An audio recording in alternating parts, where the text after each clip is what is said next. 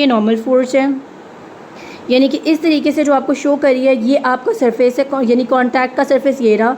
इसके परपेंडिकुलर जो force act कर रही है वो आपकी क्या है, यानी 90 डिग्री के एंगल को हम परपेंडिकुलर कह रहे होते हैं, 90 डिग्री के एंगल को। अच्छा, इसके जो आपके उसमें एक्ट करेगी, परपेंडिकुलर एक्ट कर रही है, वो क्या कह रही है आपकी, यहाँ से देखें ये रहा, एंगल बना देती हूँ मैं। अच्छा, ये क्या हो गया, ये आपकी नॉर्मल फोर्स हो गई। अगर हम बात करेंगे शेयर फोर्स की, उसके बाद टेंशन और कंप्रेशन की।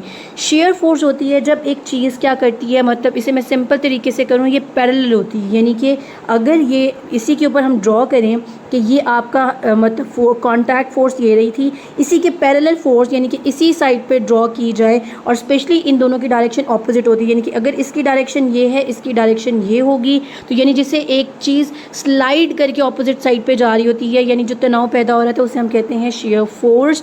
उसके बाद बात करेंगे टेंशन की। टेंशन होती है पुलिंग फोर्स, कि एक चीज़ यानी कि इस केस में भी आपकी जो होगी फोर्स जो होगी इसी तरह से होगी, लेकिन एक इधर और एक इधर।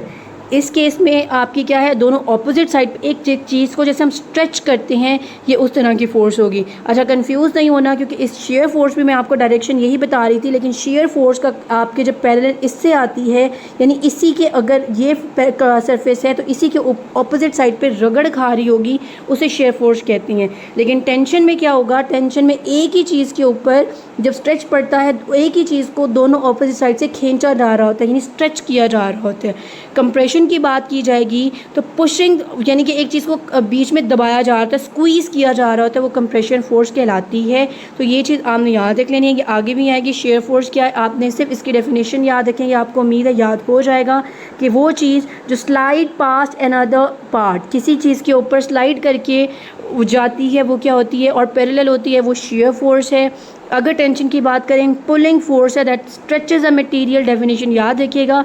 कंप्रेशन की बात करें, शॉर्टन्स और स्क्वीजेस अ मटेरियल और ऑब्जेक्ट। नॉर्मल फोर्स की बात करें तो ये क्या है, a force that act perpendicular to the surface, it prevent object from passing through each other. ये भी प्रिवेंट करता है ऑब्जेक्ट को क्या, कि पास ना हो सके ईच अदर से। अच्छा, एक और चीज़ यहाँ पे जो आपने चीज़ याद रखनी है कि कॉन्टैक्ट सरफेस की हमने इन दोनों में बात की है, इन दोनों में नहीं की, टेंशन में। इसीलिए मैंने आपसे कहा कि ये खिंचेगी बाहर की तरफ और कंप्रेशन में ये अंदर की तरफ स्क्वीज़ होगी। शॉर्टन और लेंथन का वर्ड भी आ सकता है इस केस में। ये आपको टेंशन की भी दिखाई गई है, कंप्रेशन इसमें और क्लियर आपको आ गया नज़र कि किस तरीके से हमने, ये टेंशन थी, टेंशन में क्या है, ये चीज़ स्ट्रेच करेगी, कंप्रेशन में स्क्वीज़ करेगी, और जब शेयर की बात करेंगे देखिए किस तरीके स्लाइड कर रहा है, एक इस तरफ और एक इस तरफ। तो इन दोनों के दरमियान जो फोर्स जनरेट हो रही है वो क्या है, शेयर फोर्स।